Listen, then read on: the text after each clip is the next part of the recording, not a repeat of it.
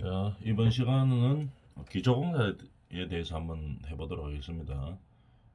우리가 저번 시간에 배웠던 토공사를 통해서 건축물을 어, 건축물을 짓기 위한 이제 특파기가 마무리되면 가장 전면에 하는 게 뭡니까? 기초공사를 먼저 하죠. 그 다음에 기초공사를 한 다음에 뭐 지하 골조를 올라갈 것이고, 그 다음에 뭐 지상 골조가 올라갈 것이고, 이제 이렇게 되겠죠. 건물에서 가장 중요한 게 기초죠. 그렇죠? 기초. 이 기초 공사에 대해서 한번 알아보도록 하겠습니다. 자, 그러면 기초에 우리 정의를 어떻게 내릴 수 있냐? 이렇게 기초 공사의 정의를 한번 내려봅시다. 상부 구조의 하중을 집안에 전달하는 부분을 모두 다 이야기하는 부분입니다. 총칭하여 말하는 거죠. 기초판하고 우리가 뭐 지정공사 많이 하죠. 지정, 뭐 말뚝이라든지 이런 공사들을 파일을 많이 박죠. 이런 것까지 포함해서 이제 기초라고 이야기한다 이렇게 되겠죠. 그럼 우리가 기초의 형식을 한번 분류를 한번 해봅시다. 기초는 우리는 일반적으로 생각하다 보면 건설 현장 이렇게 다니다 보면 많이 볼 수 있는 것들, 줄기초 많이 볼 수 있죠. 그다음에 독립기초도 많이 볼 수 있고, 그 독립기초는 기둥 밑에 하나씩 기초가 있는 거죠. 기둥 밑에 하나씩 있는 거고, 줄기초는 보통 어떨 때 많이 씁니까? 조적공사 이런 거 할 때, 그죠? 이 벽식으로 되어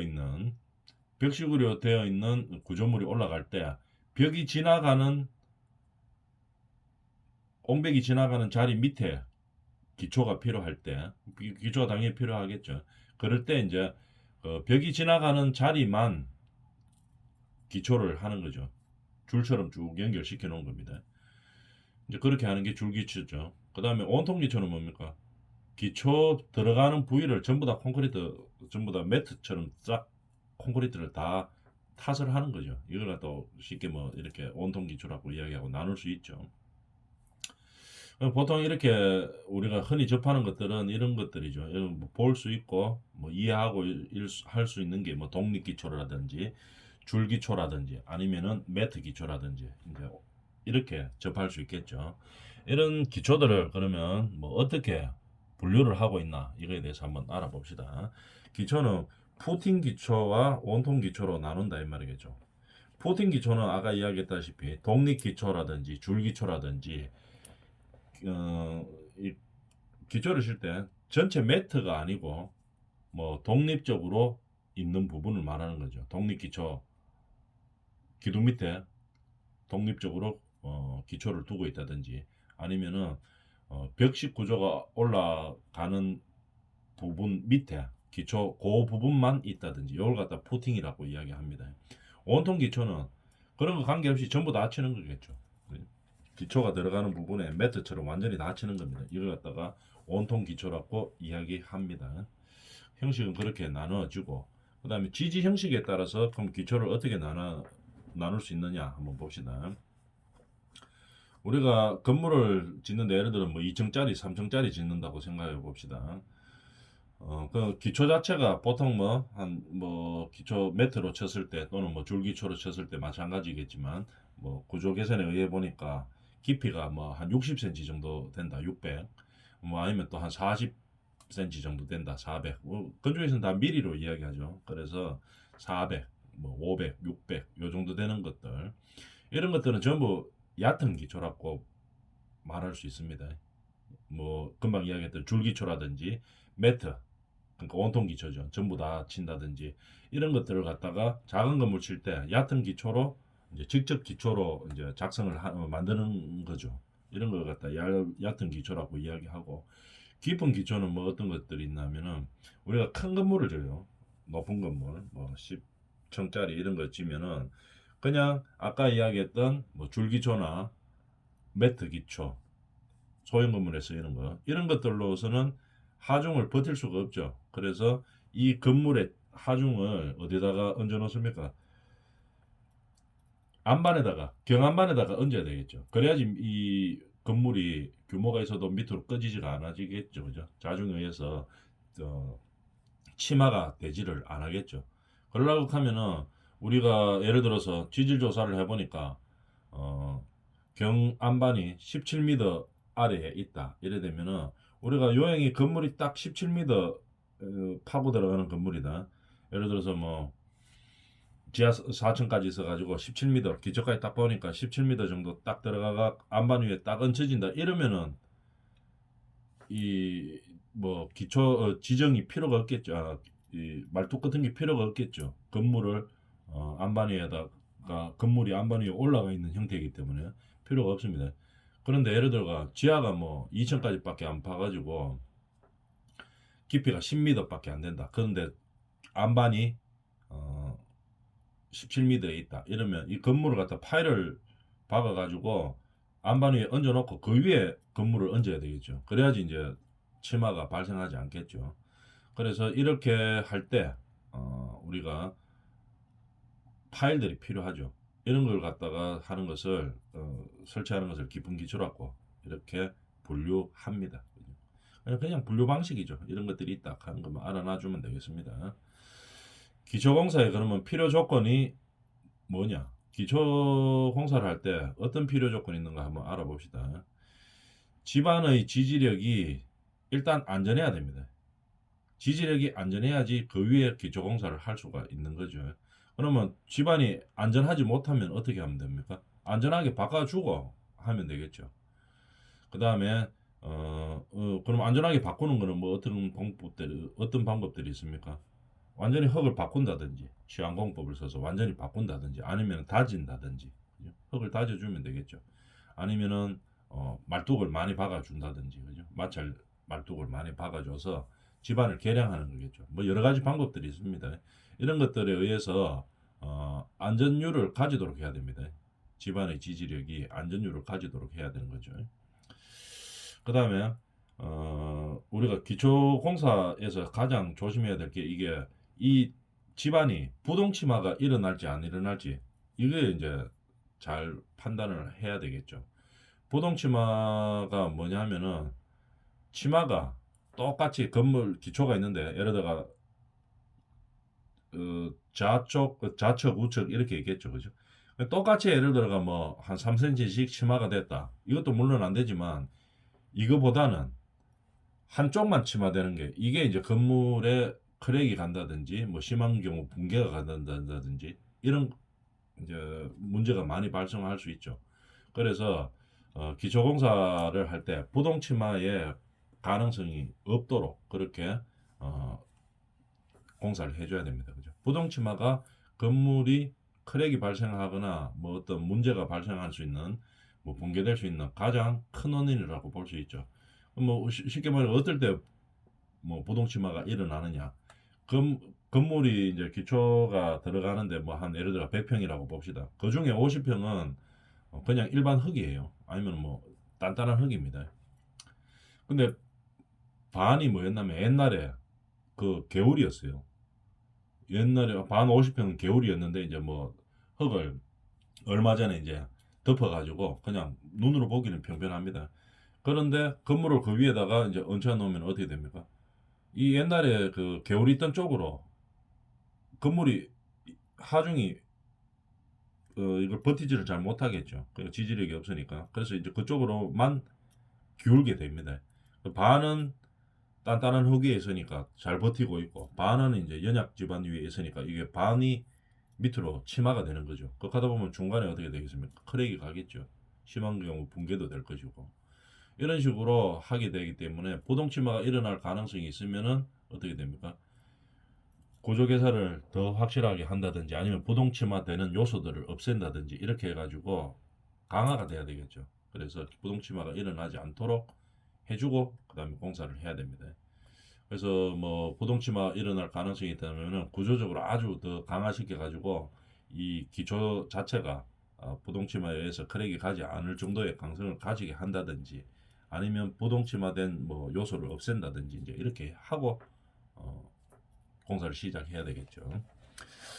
그 다음에 시공이 확실해야 될 것이고 그 다음에 기초 공사를 할 때도 경제성을 따져야 되겠죠. 비용적으로 경제적으로 공사를 해줘야 된다 이런 얘기들입니다. 자, 이때까지 뭐 개요죠, 그죠? 기초공사의 개요고 이제 실제로 한번 들어가면서 한번 봅시다. 잡석 지정. 우리가 기초공사를 하기 전에 맨 처음에 뭘 합니까? 이런 잡석들을 깔죠, 그죠? 잡석들을 미리 깔아놓고 그 다음에 버림 콘크리트를 한번 치죠. 그 다음에 이제 위에다가 이제 기초공사가 들어가는데 배수가 원활하게 한다든지 그 건물 밑에를 말하는 거죠. 배수가 원활하게 하고 또 그다음에 이제 흙에 있었던 뭐 그런 일단 배수가 원활하게 하기 위해서 일단 잡석을 어느 정도 깔죠. 깔고 나서 그다음에 버린 콘크리트를 한번 치고 그다음에 이제 기초를 칩니다. 그 중에서 연속 기초 아까 이야기했다시피 이런 게 뭡니까? 이게 줄기초죠, 그죠? 요것도 줄기초입니다. 요 아래는 지금 뭡니까? 이 기초 공사를 안 하고 있죠. 요 안쪽에는 요 가생의 쪽에만 이렇게 하고 있습니다. 이런 것들을 갖다가 줄기초라고 이야기하죠. 연속기초라고 이야기합니다.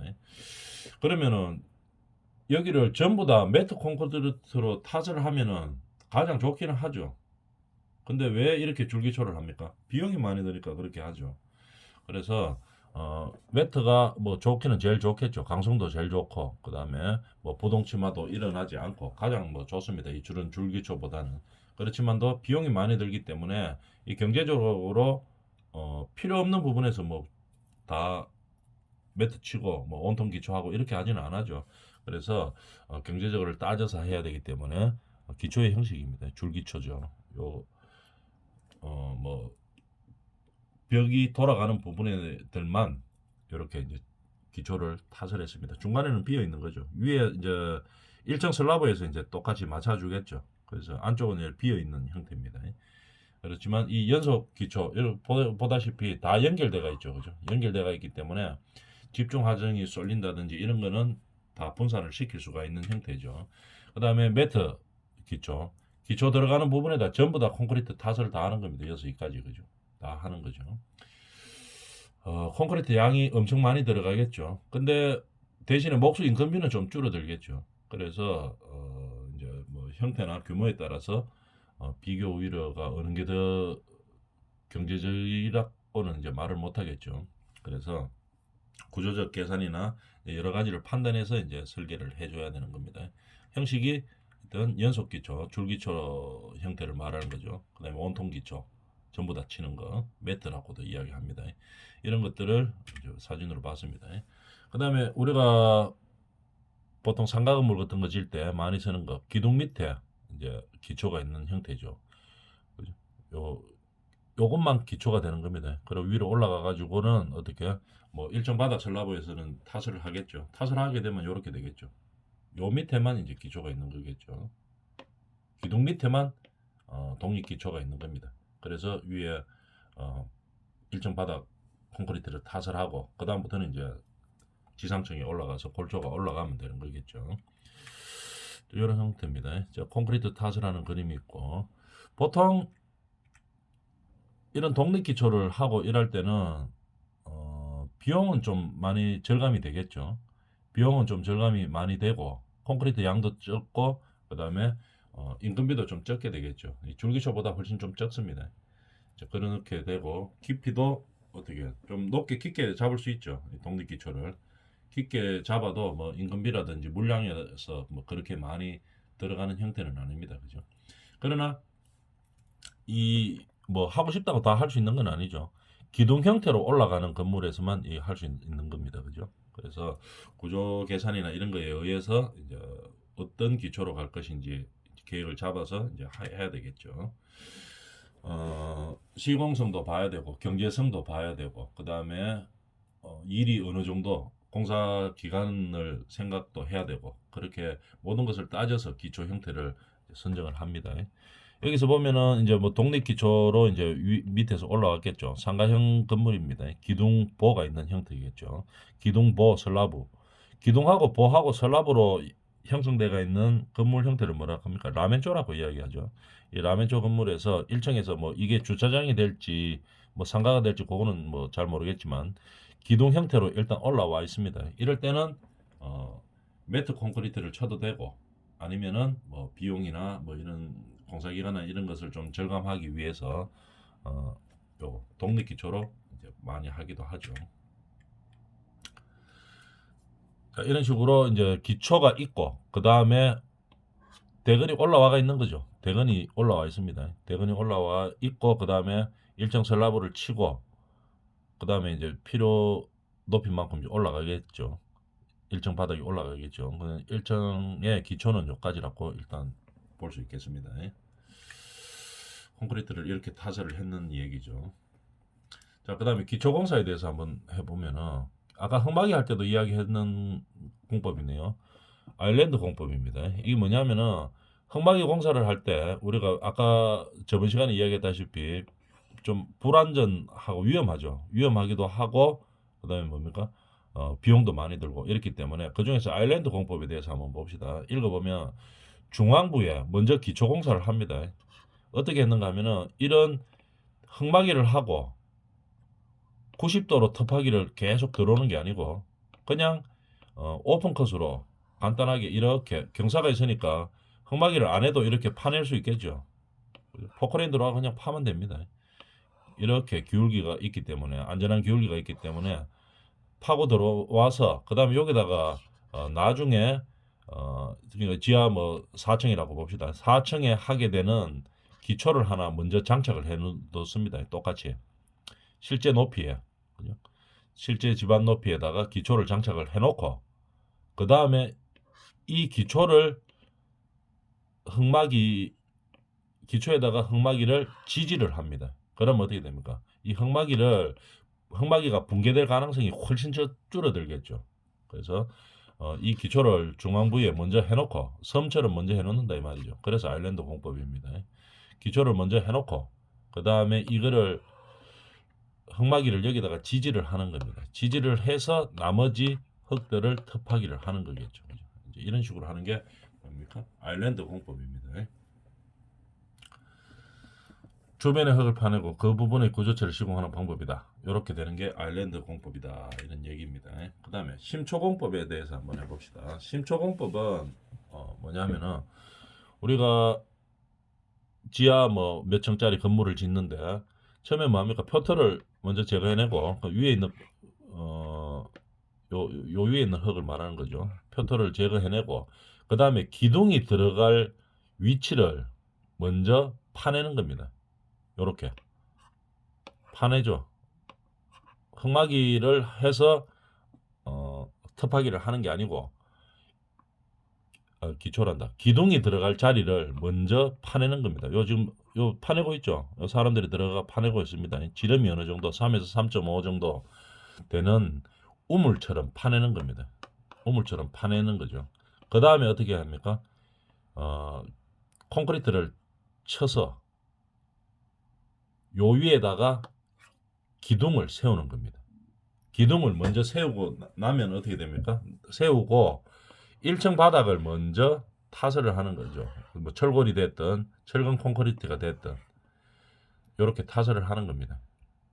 그러면 어떻게 되는가 하면은 터파기 하기 전에 지금 요거 이루어졌죠. 터파기 하면은 시간이 많이 걸리고 하지만 이 심초공법으로 하면은 이 우물통처럼 파기 때문에 빠릅니다. 그죠? 요것만 파고 그 다음에 콘크리트를 타설한 다음에 기초를 하는 거죠. 기초 콘크리트를 타설하고 그다음 기둥을 세웁니다. 이렇게 철골 기둥을 세우는 거겠죠.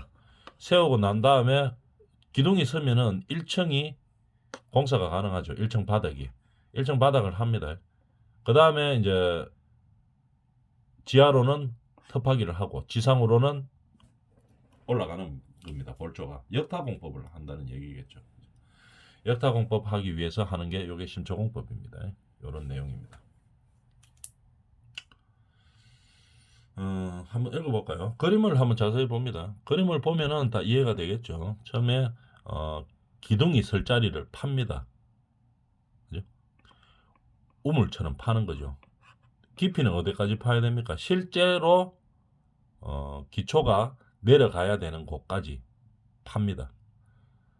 판 다음에 그 다음에 기초 콘크리트를 쳐가지고 완성을 시키는 거예요. 완성을 시킨 다음에 그 위에다가 어떻게 합니까? 기둥을 세우는 거죠. 기둥을 세워서 중요한 것은 이 기둥 위에다가 1층 바닥을 먼저 까는 겁니다. 1층 바닥을 먼저 깔아놓고 그 위로 지상은 올라가고 지하는 터파기가 이루어지는 거죠. 이런 형태로 가는 겁니다. 그걸 갖다가 뭐라 합니까? 심초공법이라고 한다 이 말이겠죠. 콘크리트가 독립기초로 되어 있네요. 이 그림만을 이런 거죠. 이런 형태의 독립기초를 한다 이런 얘기입니다. 여기 지금 독립기초가 되어 있는 거죠. 그 독립기초 위에 철골 기둥을 세운다 이런 얘기입니다. 심초공법에 대해서 해봤습니다.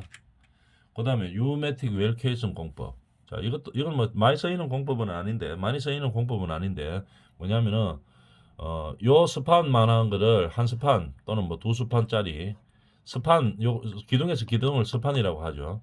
요거를 미리 제작해 가지고 흙을 판 다음에 위에서 넣습니다. 넣은 다음에 요거를 흙막이로 사용해서 터파기를 한다 이런 얘기입니다. 그래서 심초공법하고 같이 사용하기도 하는 거겠죠. 이제 그렇게 되면은 우리가 저번 시간에 이야기했던 흙막이를 뭐 별도로 하지 않아도 되겠죠. 고거대용으로 쓴다 이런 얘기입니다. 근데 많이 쓰이지는 않습니다. 슬러리 월을 아사리 뭐 연속 벽을 많이 사용하죠. 그런 식으로 하는 공법 중에 하나입니다. 한번 그냥 읽어볼까요? 건물 주위 한개 스팸분의 유메틱 웰케이슨을 침하시켜 밑으로 내려서 이것을 뭐 흙막이 벽으로 하여 내부의 흙을 파낸다 이 말입니다. 심초 공법과 병행하여 지하체 공사를 완성할 수 있다. 요 안에 요거는 뭐로 하고 요 중간에 있는 것들은 심초공법으로 하고 그 다음에 가에 있는 거는 뭐로 하고 유메틱 웰케이슨 공법으로 하고 해서 지하철 공사를 완성할 수가 있다 이 말이죠. 이렇게 하면은 주변에 지하가 첨고 치마가 적고 그 다음에 안전한 공법으로 할 수 있다 이 말입니다. 그죠? 근데 유메틱 웰케이슨 요거는 한 스판 정도의 한 스판 정도를 만들어서 위에서 이제 침하시키는 거겠죠. 근데 이거 뭐 많이 안 씁니다. 이런 공법이 있다 하는 것만 알아놔 주면 되겠죠. 그 다음에 진간식 기초말두 한번 봅시다. 심초공법하고 거의 같은 거죠. 심초공법을 개량한 것입니다. 그리고 요 들어가 가지고 사람이 파내는 겁니다. 흙을. 그죠? 기계로 팔 수도 있고 뭐 사람이 팔 수도 있고 이렇죠. 요렇게 파내려가 가지고 위로 다 빼내는 겁니다. 흙을 다 먼저 빼면 물론 이것도 흙이 무너지면 안 되니까 흙이 무너지지 않게 요렇게 요 안에서 흙막이처럼 요렇게 돼가 있죠. 사람이 들어가 작업해야 되니까 흙 무너지면 안 되니까 요래 놓고 뭐 기계로 하든지 아니면 완전 수동으로 하려고 하면 도로래로 사람이 흙 담아가지고 위로 파내는 거죠. 이런 형태의 이제 기초를 파는 거겠죠. 그 다음에 여기다 기초를 만드는 겁니다. 심초 공법과 똑같은 거죠 거의. 기초 파기를 완료한 후 실드 측면의 흙막이 너를 제거하면서 콘크리트를 부어 뭐를 기초를 만든다 이 말이에요. 기초를 먼저 만든다 이 말이겠죠. 왜 전부 이런 거 합니까? 심초 공법도 쓰고 뭐 진간식도 쓰고 비슷하지만 왜 이렇게 기초부터 먼저 우물처럼 파내려 가가지고 왜 기초부터 먼저 하느냐? 지하에 기둥을 먼저 세우려고 하는 거죠. 기둥을 먼저 세우거나 기초 있고 기둥이 있으면은 건물이 위로 올라갈 수 있죠. 상부로. 본은요. 예를 들면 본은 이제 올라갈 때마다 그때마다 하면 되는 거고.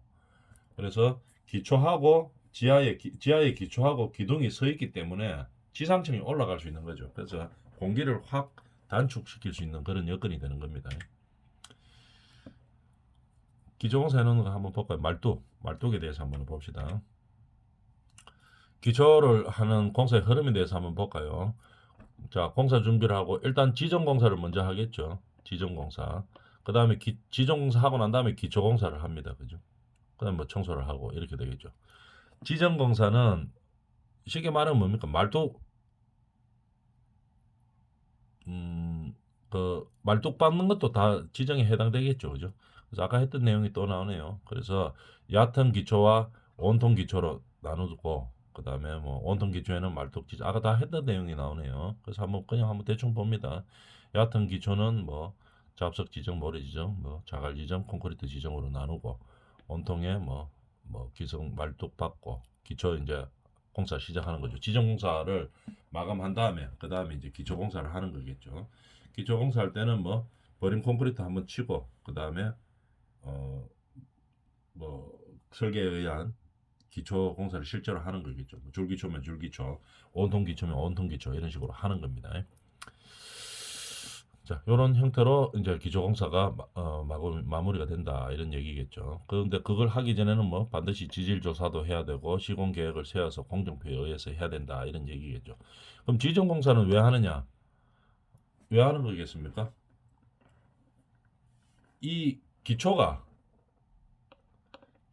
뭐 예를 들어서 우리가 기초를 집안을 개량하기 위한 공사라고 보면 되겠죠. 지정 공사를 하는 이유는 집안을 개량하기 위해서 하는 겁니다. 그래서 개량하는 방법으로는 뭐 어떻게 하죠? 뭐 말뚝을 박는다든지 이렇게 해가지고 이 건물의 하중을 안반에다가 올린다든지 이제 이런 것 때문에 하는 거죠. 연약 집안을 개량한다든지 뭐 이런 것 때문에 하는 겁니다. 그럼에 대해서 한번 보면 되겠습니다. 아까 다 했던 내용이라서 간단하게 한번 봤습니다. 자, 기초공사 계획을 세울 때는 어떻게 해야 되느냐? 집안 상태를 먼저 조사해야 됩니다. 그죠? 집안 상태라 하는 것은 우리가 토공살 때 많이 했던 것, 지하 수위 이게 제일 중요하죠. 그 다음에 어떤 토질이냐, 그죠? 연약 집안이냐, 뭐 강한 경 집안이냐, 뭐 안반이냐, 뭐래 연한 사질토냐 이런 것들에 대해서 집안 상태에 대해서 확인을 먼저 해봐야 됩니다. 그리고 집안 상태가 건물 짓는 여건에 맞지 않으면 개량을 해야 되겠죠, 그죠? 개량하는 방법들은 여러 가지 있는 거죠. 집안 상태를 확인하고 그 다음에 대지 주변에 조사를 해야 됩니다. 시공 조건을 파악해야 기초공사를 하기 전에 이 말이겠죠. 대지 주변을 조사를 하고 시공 조건을 파악해야 되겠죠. 그래서 뭐 소음 진동이 어느 정도 일어날 것인지 기초공사를 할 때 뭐 처짐이 있을 것인지 그 주변에 공사했는 것을 보면은 알 수 있죠. 옛날에 이 주변 옆에 공사했던 것을 보고 판단을 해보는 겁니다. 그 다음에 시공법 및 그 순서를 검토하는 거겠죠. 검토가 되면 그 다음에 시공할 수 있는 장비를 선정하고 그 다음에 인접 건물들과의 관계를 가지고 뭐 어떻게 잘 기초공사할 수 있는 방법들 계획을 세워주는 겁니다. 이렇게 기초공사 계획을 세워주는 거겠죠. 자, 건물 구조의 분류 어떤 식으로 분류가 되는가 한번 봅시다. 축하중 조항 방식이 어떻게 되느냐? 보바닥 구조는 바닥이 있으면 보로 일단 하중이 가는 거죠. 그다음 보에서 기둥으로 갑니다. 하중이. 그다음에 기둥이 기초로 가는 거겠죠. 라멘조 형식을 말하는 거겠죠. 라멘조 형식은 기둥하고 보, 바닥으로 구성되어 있는 형태죠. 그러면 예를 들어서 우리 상가 건물 같은 거 위에 하중이 정해지면 맨 처음에 어디로 하중이 정해집니까? 슬라브로 가겠죠. 그 슬라브는 다 보로 연결이 되겠죠. 보로 연결되어 있으니까 슬라브의 하중이 보로 전달됩니다. 그 다음에 보에서 기둥으로 갔다가 기둥에서 기초로 가는 거겠죠. 그래서 집중 하중이 되는 것을 막아주는 형태죠. 이게 보바닥 구조입니다.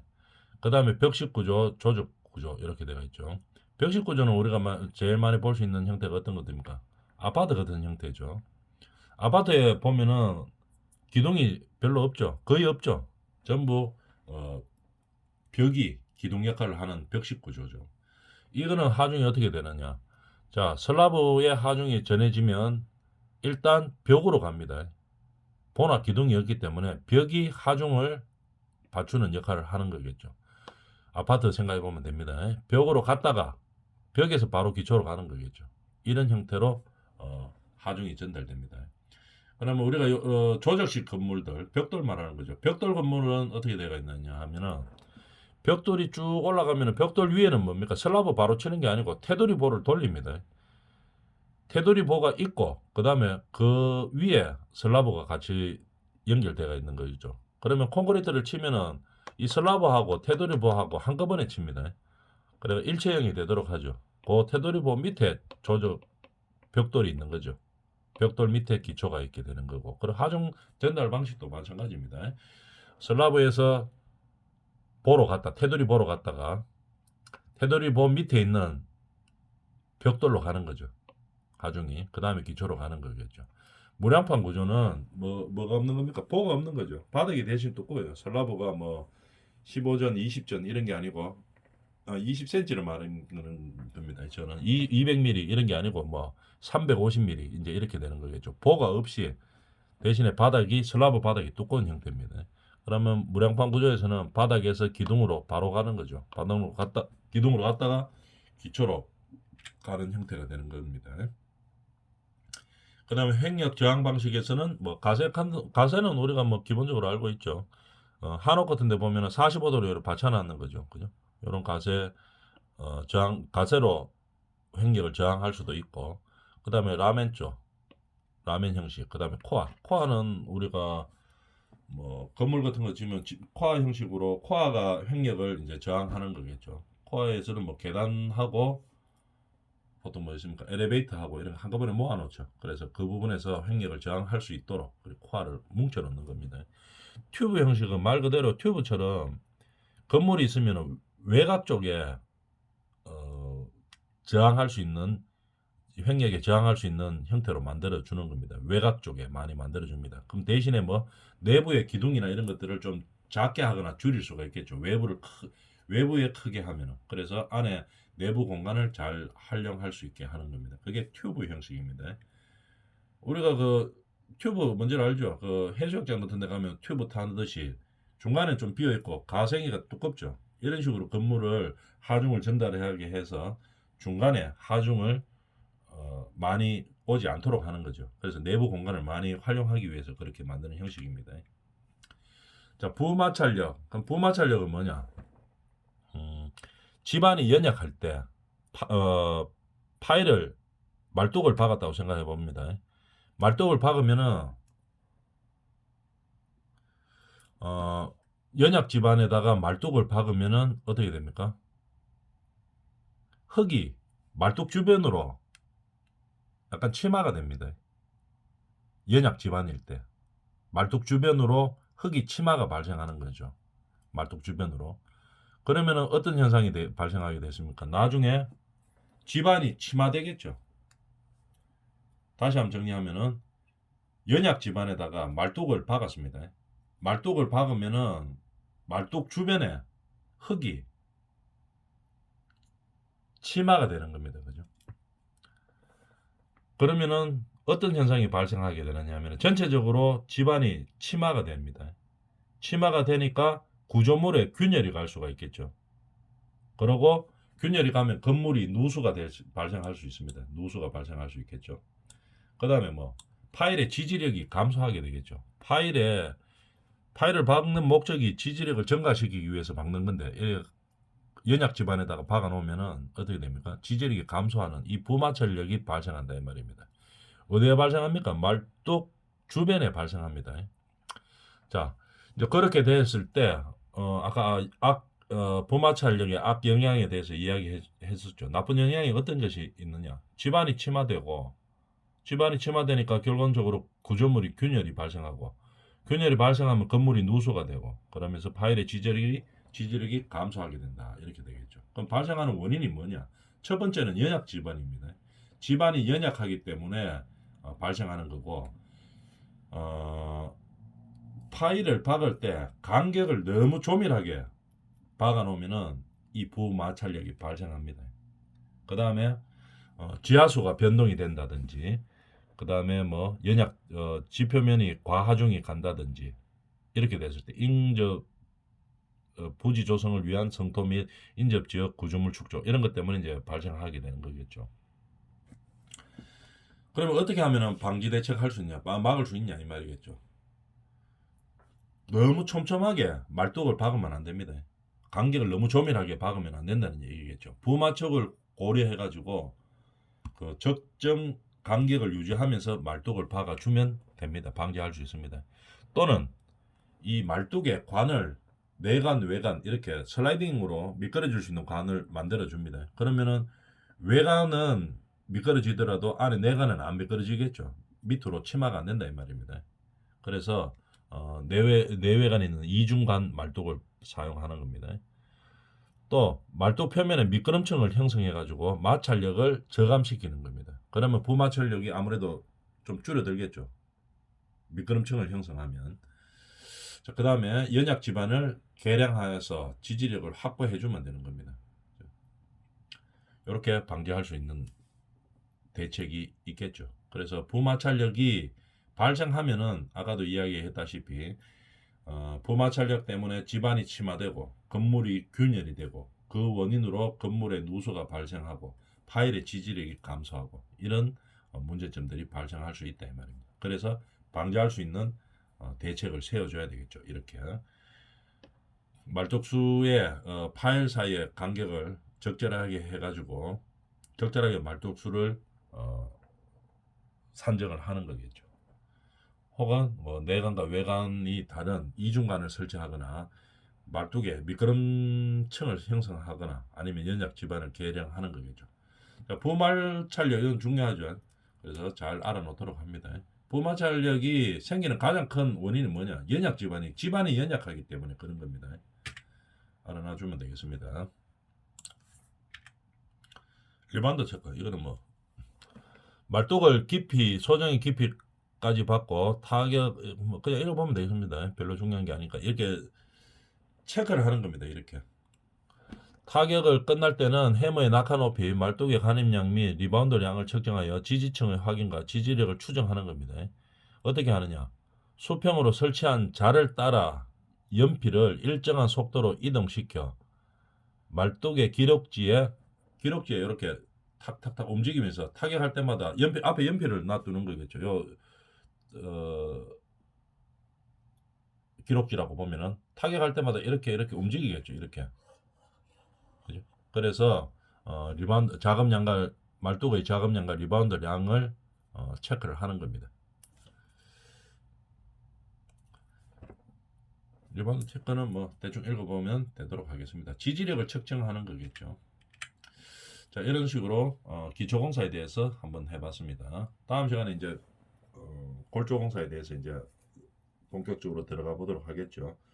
자, 오늘은 여기까지 해보도록 하겠습니다.